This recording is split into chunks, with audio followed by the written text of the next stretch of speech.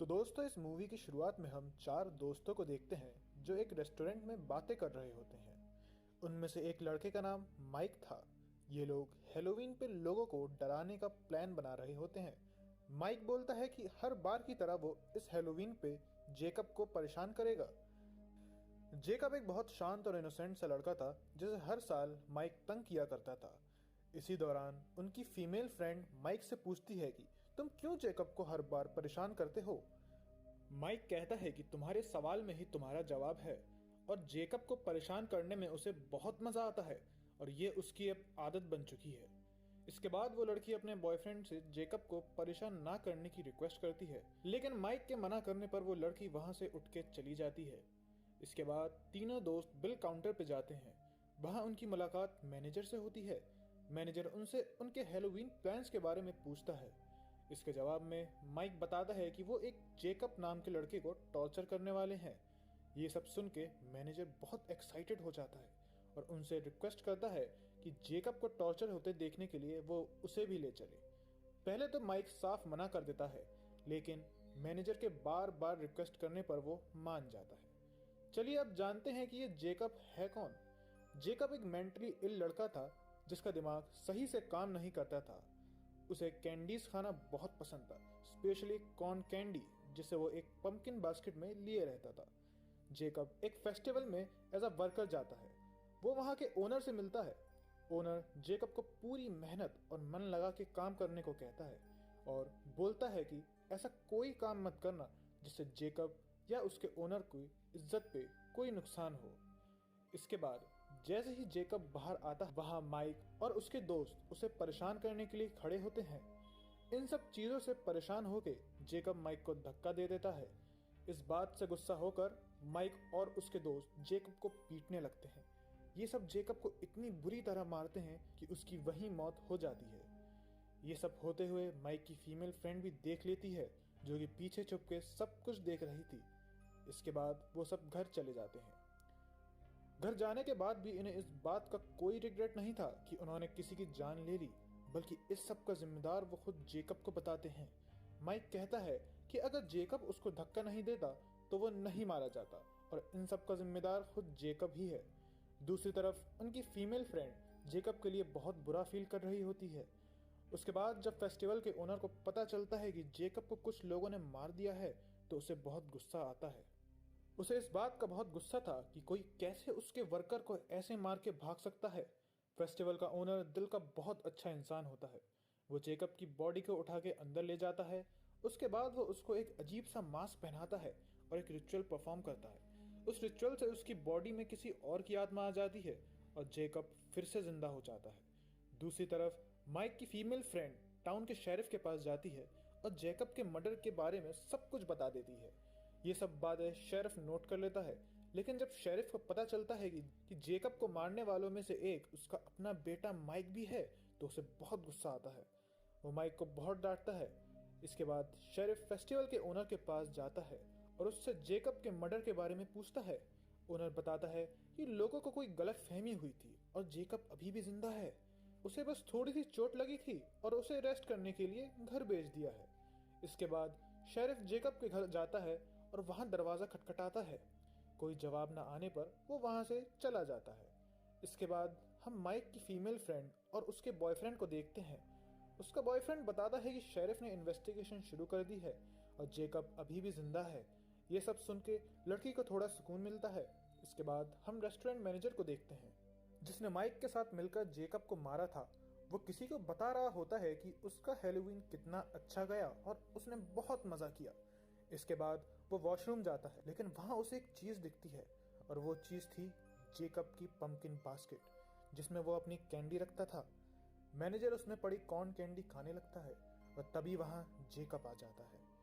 Jacob उसे पकड़कर उसका पेट चीर देता है, जिससे उसकी मौत हो जाती है और ऐसे जेकब अपना पहला बदला पूरा करता है। इसके बाद वहां पे शेरिफ इन्वेस्टिगेशन के लिए आता है। जब शेरिफ को पता चलता है कि जेकब के मर्डर में इस मैनेजर का भी हाथ था, तो उसका सीधा शक जेकब पे जाता है। वहीं पर माइक की फीमेल दोस्त और उसका बॉयफ्रेंड आते हैं। शेरिफ उन्हें सब कुछ बताता है। ये सब बात वो दोनों दोस्त के घर जाके माइक को बता देते हैं। माइक को इन सब बातों पर यकीन नहीं आता। वो कहता है अगर जेकब में इतनी हिम्मत होती तो वो खुद को बचा नहीं लेता। और रही बात मैनेजर के मर्डर की, तो हो सकता है कि उसके किसी दुश्मन ने उसका मर्डर किया हो, ना कि जेकब ने।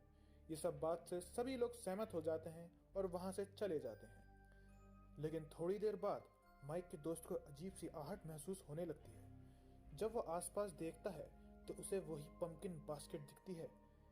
ये देखकर वो बहुत डर जाता है। इसी दौरान जैकब उस पर हमला कर देता है।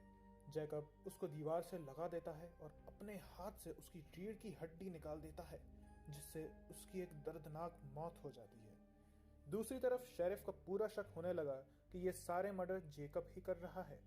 शेरिफ एक बार फिर से फेस्टिवल के ओनर के पास जाता है और जेकब के बारे में पूछता है।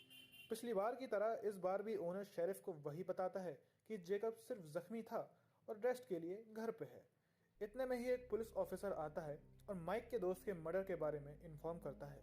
जब शेरिफ उस दोस्त के घर जाता है तो उसे वहां कॉर्न कैंडी पड़ी मिलती है, जिससे उसका शक कंफर्म हो गया था।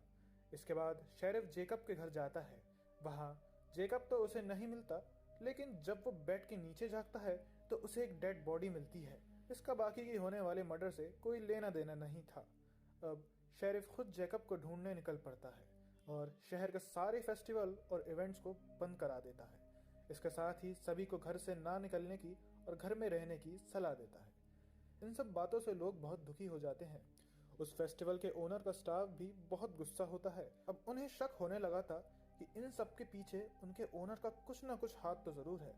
तभी एक वर्कर जिसका नाम बिशप होता है, वो ओनर से पूछता है कि क्या जो तुम कर रहे हो वो सही है और मैं तुम्हारी हर बात पे यकीन करूंगा। उसके बाद ओनर उन सबको बताता है कि कैसे माइक जैसे लोग हम सब छोटे लोगों को परेशान करते हैं, कैसे ये अब उन लोगों की आदत बन चुकी है। वो ये भी बताता है कि जेकब को माइक और उसके दोस्तों ने ही मारा था। उसने तो बस उसे दोबारा जिंदा किया ताकि वो उन सब से बदला ले सके। ये सब सुन के सारे वर्कर्स ओनर्स के साथ हो जाते हैं। इसके बाद हम माइक की फीमेल फ्रेंड और उसके बॉयफ्रेंड को देखते हैं। इसी दौरान जब लड़की थोड़ी देर के लिए अंदर जाके बाहर आती है तो वो अपने बॉयफ्रेंड की लाश पड़ी देखती है। जैसे ही वो बेचारी कुछ समझ पाती, इतने में जेकब उस पर हमला कर देता है और उसकी जुबान खींच लेता है, जिससे वो लड़की भी मर जाती है। तभी वहां शेरिफ आता है और देखता है कि दोनों मर चुके हैं। ये सब देख के वो सीधा अपने बेटे माइक को कॉल करता है और बताता है कि उसके सारे दोस्त मर चुके हैं और अब जेकब तुम्हें मारने आएगा, तो इसलिए घर से बाहर मत जाना। ये सब सुन के माइक बहुत गुस्सा हो जाता है और सीधा उसी फेस्टिवल के ओनर के पास जाता है। जब वहां माइक पहुंचता है तभी एक वर्कर उस पर हमला कर देता है, जिससे वह बेहोश हो जाता है। अब हम देखते हैं कि शेरिफ अपने बेटे को देखने घर आता है, लेकिन वहां पे माइक नहीं होता। और जैसे ही शेरिफ पीछे मुड़ के देखता है तो फेस्टिवल का ओनर वहां बैठा होता है। शेरिफ अपनी गन ओनर पे पॉइंट करके माइक के बारे में पूछता है। तभी पीछे से बिशप आता है और उसे अटैक कर उसे बेहोश कर देता है। इसके बाद ओनर एक नाइफ से शेरिफ का सिर काट के बॉडी से अलग कर देता है और उसे मार देता है। अब हम माइक को देखते हैं, जिसकी आंख खुलती तो वो खुद को चेयर से बंधा देखता है। उसके आसपास कोई नहीं है। तभी वो दूर से अपने फादर यानी शेरिफ की कार को आते देखता है, जिससे वो बहुत खुश हो जाता है। लेकिन उस गाड़ी में उसका बाप था ही नहीं, बल्कि उसका कटा हुआ सिर गाड़ी के बोनेट पे रखा हुआ था। ये देखकर माइक रोने लगता है, क्योंकि उसे पता था कि वो भी मरने वाला है। तभी वहां जेकब आता है, जो कि उसे अब बहुत बुरी तरह मारने वाला था। जेकब माइक को पकड़ता है और उसको दोनों हाथ अलग कर देता है और फिर एक एक करके उसके दांत उखाड़ता है और ऐसे ही बुरी तरह टॉर्चर करके वो माइक को मार देता है। इसके बाद हम ओनर को देखते हैं, जो किसी दूसरे शहर में शो कर रहा होता है। वहाँ वो एक लड़की को जेकब की कहानी बताता है और एक नेकलेस देता है जो कि माइक के दांतों से बना था। उस लड़की को जेकब की कहानी पे यकीन नहीं आता। इस बात पे ओनर बताता है कि कुछ लोग कैसे बिना वजह मासूम लोगों की जान ले लेते हैं। उनसे बदला लेने के लिए ही जेकब को जिंदा किया गया है। इसके बाद हम लास्ट सीन में देखते हैं कि जेकब अपने घर में बैठा कॉर्न कैंडी खा रहा होता है और इसी के साथ हो जाता है मूवी का दी एंड। चैनल को सब्सक्राइब और वीडियो को लाइक करना नहीं भूलिएगा और मिलते हैं फिर किसी और नई कहानी के साथ। तब तक के लिए अलविदा।